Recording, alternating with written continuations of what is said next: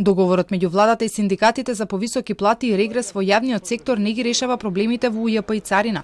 Вработените во овие институции не отстапуваат. Додатокот на плата од 30% бараат да им биде исплатен, затоа што им следи според закон. Од УЈП велат дека продолжуваат со двочасовните протести, а тече и постапката за генерален штрајк.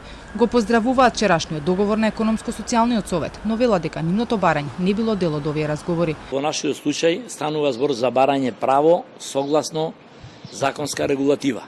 Во овој дел и постојни одредби на колективен договор на ниво на управата за јавни приходи.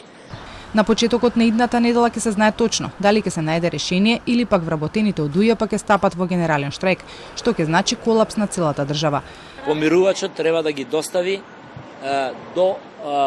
мислам дека е до петок. За наредните 3 до 4 дена, мислам дека е законскиот рок во кој што треба да ги достави препораките.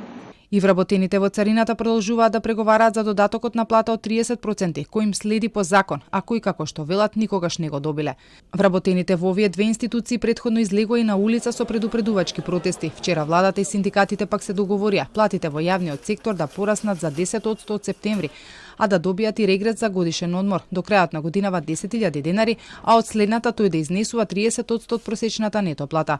За да може ова да се реализира, ќе се прави ребаланс на буџетот во септември. Експертите пак предупредуваат да се внимава од кои ставки ќе се крати за да се реализира договореното. Прво што ќе скратат, тоа не ми е предпоставено, сигурен сум дека ќе ги кратат капиталните инвестиции. Ние имаме многу, ајде да речам, луксузни работи кои функционерите ги имаат, ако може нив да им ги искратат, нивните да речеме возила, кабинетски службеници, канцелари, тие трошоци, да може тука да се намалат тие средства, а се огромен сума на пари.